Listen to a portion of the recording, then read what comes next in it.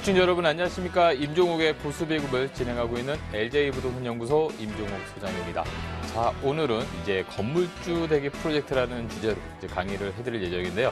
자, 최근 들어서는 이 내 건물 갖는 거에 대한 로망이 상당히 강하죠. 특히나 이 은퇴 후에 거주를 하면서 월세도 받을 수 있고 나중에 이 토지의 가치 상승으로 인한 시세 차익까지도 얻으시려는 분들이 상당히 많습니다. 자, 저금리가 상당히 기조되면서 이렇게 수익형 부동산에 대한 뜨거운 관심 속에서 오늘은 이제 건물주 대기 프로젝트라는 주제로 한번 강의해 보도록 하겠습니다. 자, 방송을 보시다가 언제든지 궁금한 사항 있으시면요. 서울전화 02-552-7440, 552국에 7440번으로 전화 주시기 바라겠습니다.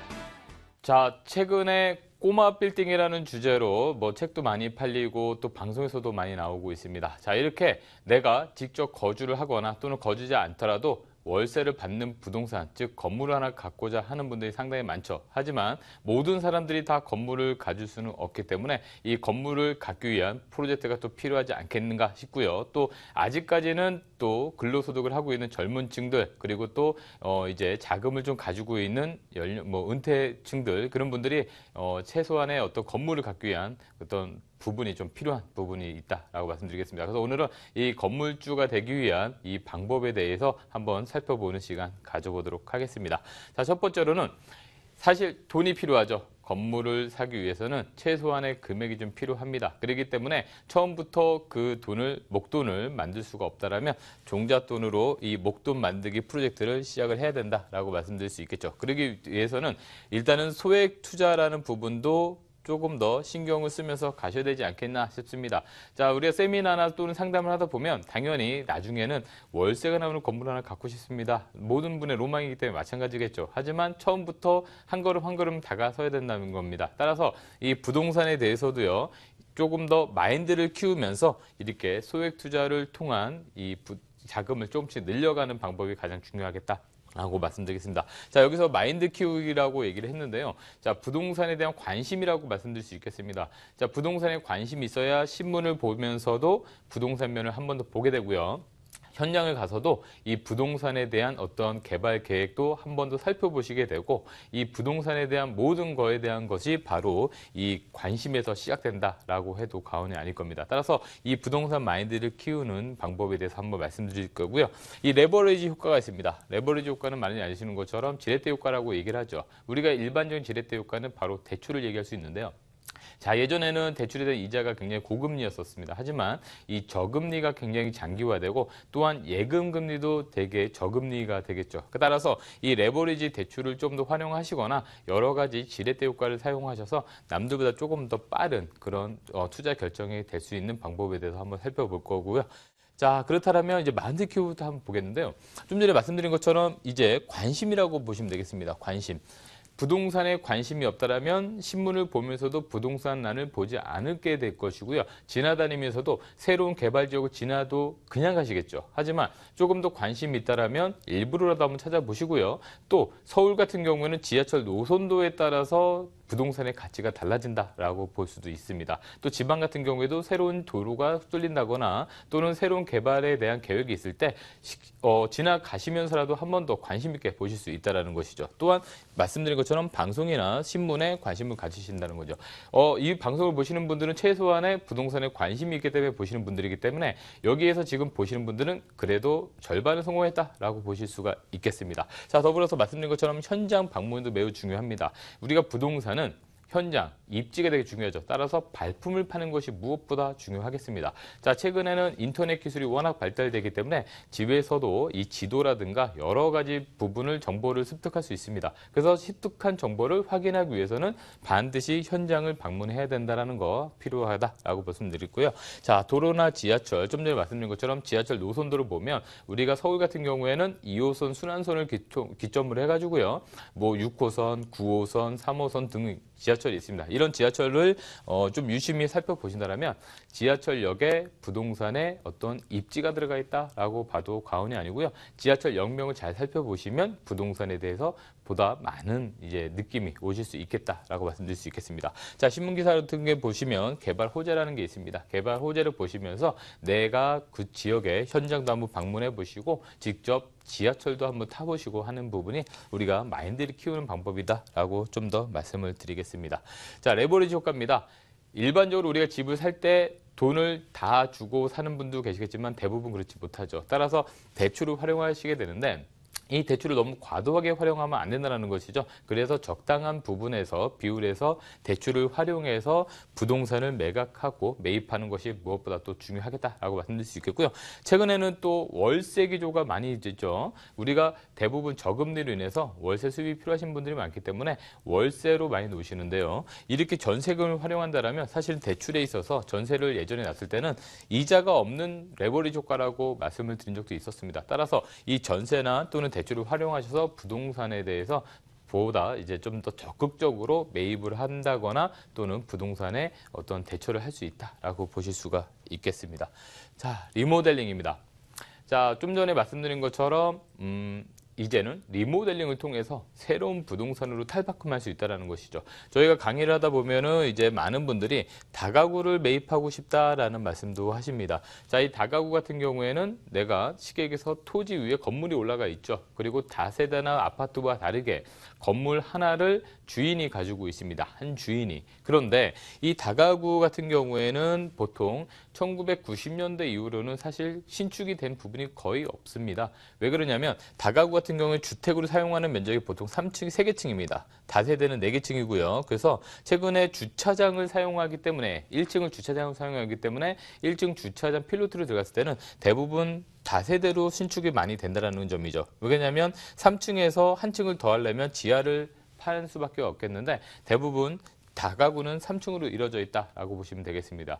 그렇기 때문에 다가구를 그 90년대 이후로는 별로 많이 신축을 하지 않았습니다. 하지만 이 다가구는 단독주택으로 들어가기 때문에 세금에 대한 부분도 굉장히 강하죠. 그리고 또 앞으로 있을 임대소득세에 대한 부분도 굉장히 강합니다. 그래서 이 다가구를 잘 리모델링을 해서 사용을 하신다면 임대소득도 잘 올릴 수 있겠고요. 향후에 양도소득세라든가 또는 임대소득세에 대한 혜택도 가져갈 수 있습니다. 따라서 다가구를 매입하려는 분들이 상당히 많겠지만 그냥 다가구를 쓰면 임대소득이 그만큼 오르지 않을 수 있습니다. 따라서 리모델링이라는 걸 통해서 가셔야 되는데요. 좀 전에 보신 것처럼 신축이나 재건축을 통해서 이제 새롭게 태어날 수도 있겠지만 이런 부분들이 증축이나 또는 리모델링을 통해서 새롭게 변경될 수도 있습니다. 자, 최근에는 이 상권으로 변경될 만한 곳에다가 이 다가구를 매입해서 용도 변경을 하는 경우도 상당히 많은데요. 일반적으로 우리가 그 주택으로 사용하던 부분들이 월세를 받기 위해서 상가로 변모가 된다라고 했을 때 용도 변경을 상가가 변경됐을 때 수익률이 극대화될 수가 있겠죠. 좀 전에 말씀드린 것처럼 이제는 매매 가치가 수익률의 가치라고 보실 수 있겠습니다. 따라서 수익률을 높여준다라고 하면 그 매매 가치가 상승할 수 있다는 것이죠. 따라서 그냥 일반적인 부동산을 사시는 게 아니라 다가구가 됐던 또는 상가 건물이 됐던 이런 건물을 사셔서 리모델링을 통해서 수익을 극대화시킴으로써 가치를 상승시키는 방법이 바로 여러분들이 하셔야 될 방법이다라고 좀 말씀을 드리겠습니다. 자, 수익률 높이는 방법에 대해서 한번 말씀드리겠는데요. 좀 전에 말씀드린 것처럼 수익률이 높아져야 매매 가격이 높아집니다. 자, 시장에서 보통 요구하는 수익률이 예를 들어서 5%다라고 했을 때 10억을 투자하게 되면요. 10억을 투자하게 되면 5%를 했을 때 한 달에 500만 원 정도가 나오게 되겠죠. 한 달에 500만 원 정도 나오게 되는데 만약에 월세가 500에서 600이나 700으로 올라가게 된다면 수익률은 똑같이 요구 수익률은 5%이기 때문에 매매가는 그 이상이 올라간다는 것입니다. 따라서 월세를 10만 원을 올리게 되면 그 상승의 효과는 거의 20배가 나타난다라고 보실 수가 있겠습니다. 근데 일반적으로 그냥 주택이었던 것을 월세만 그냥 올릴 수 있는 방법은 별로 없다. 따라서 용도 변경이나 또는 업종 변경을 통해서 이 주택을 상가로 바꾼다거나 또는 기존에 공실의 위험성이 있는 상가를 공실의 위험성이 없는 장사가 잘 되는 업종으로 변경한다거나 이런 걸 통해서 업그레이드를 통한 가치 상승을 한번 해볼 수 있다라는 부분이 되겠습니다. 자, 마지막으로 이제 세금 부분이 되겠는데요. 자, 우리가 생각할 수 있는 부분들이 바로 이 취득세와 양도소득세가 있습니다. 취득세와 양도소득세요. 자, 취득세 같은 경우에는 부동산을 매입할 때 사는 거고요. 양도소득세는 파실 때, 매매하실 때 내는 세금입니다. 그래서 취득세 같은 경우에는 보통 주택과 주택 아닌 걸로 구분이 되는데 보통 주택 아닌 것은 4%대 취득세가 되고요.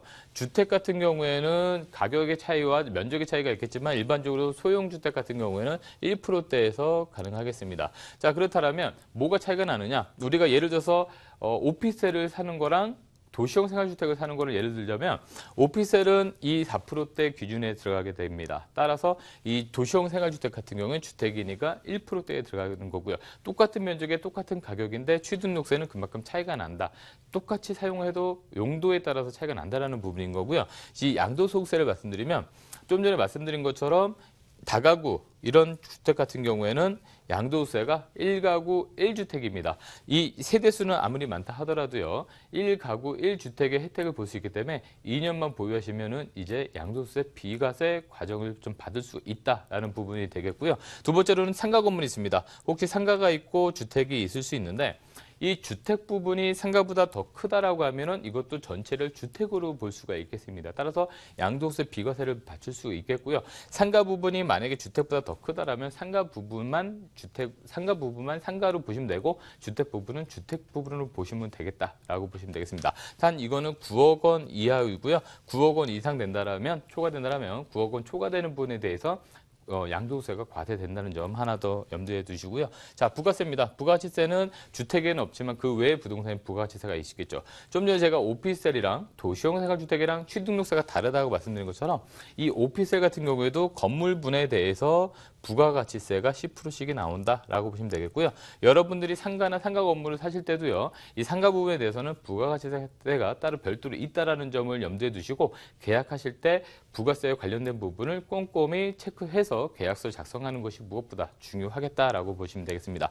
자, 이제 2017년도부터는 임대소득세에 대한 부분도 이제 과세되게 되겠는데요. 자, 많은 분들이 그동안 주택에 대해서는 소득세를 내지 않았었습니다. 자, 상가나 다른 부분들은 당연히 소득세를 내고 있었지만 이 주택 부분은 과세되지 않고 있다가 이제 2017년도부터는 본격적으로 이 주택에 대한 부분이 과세되기 때문에 이 주택에 대한 부분, 즉 2천만 원을 기준으로 해서 연 2천만 원 이상이냐 이하냐 이런 부분 좀 더 꼼꼼히 따져보시면서 세금에 대한 부분들을 또 이렇게 절세를 하시고요.